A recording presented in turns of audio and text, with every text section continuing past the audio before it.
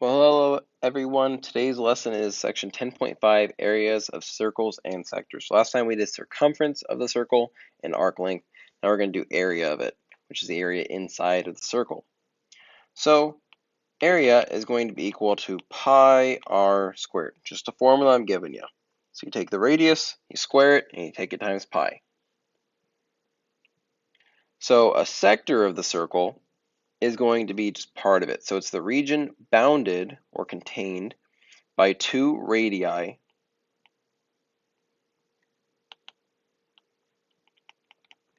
of the circle and their intercepted arc.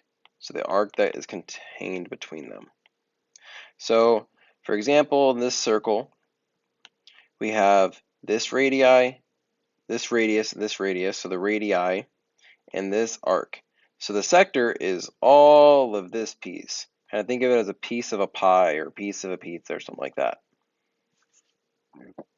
Excuse me. So the area of just a sector would be taking the area of a circle, pi r squared, but we don't want the full circle, we just want this part of it. So similar to how we found arc length, you take the arc measure in degrees and divide it by 360. Because that's going to give you how much of the circle you have, and then you take it times the whole area of the circle, pi r squared. Let's apply it on these next few examples. So example 1, find the area of the sector formed by angle HJK. So it's this angle right here. So we want to find this sector right here. Well, the area of the sector is going to be the arc measure, which is 100 degrees because it's the same as the central angle, divided by 360, times pi r squared, or pi 12 squared. So that would end up being 100 divided by 360 is 5 over 18. 20 goes into both. And 12 squared is 144, so it's 144 pi. Well, if we multiply those and reduce, you actually end up with 40 pi, and that's square centimeters.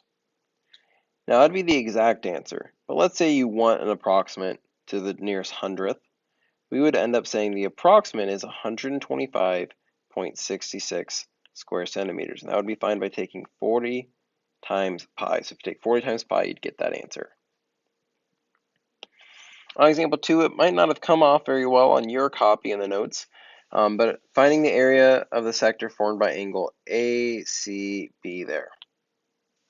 So to find that, we're going to take, once again, area of the sector will be the arc measure, which is the same as the central angle, 135, divided by the whole circle, 360, and take it times pi times r squared. So that'd be pi times 14 being squared.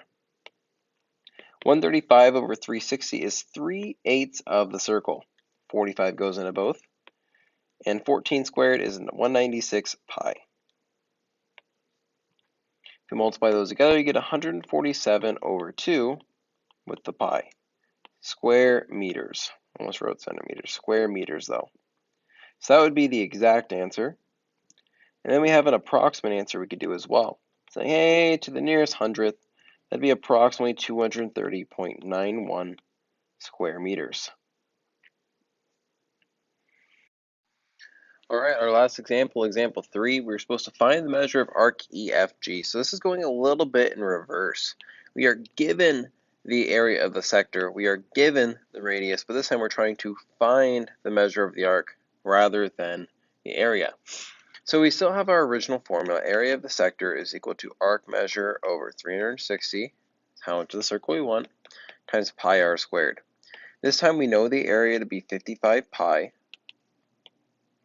We're not given a unit, but that's okay. It's going to be equal to arc measure over 360 because we don't know the arc measure yet, times pi times 10 squared, because 10 is the radius.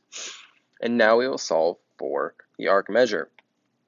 Well, a good first step is to go ahead and, let me just rewrite that 5, is to go ahead and take 10 and square it.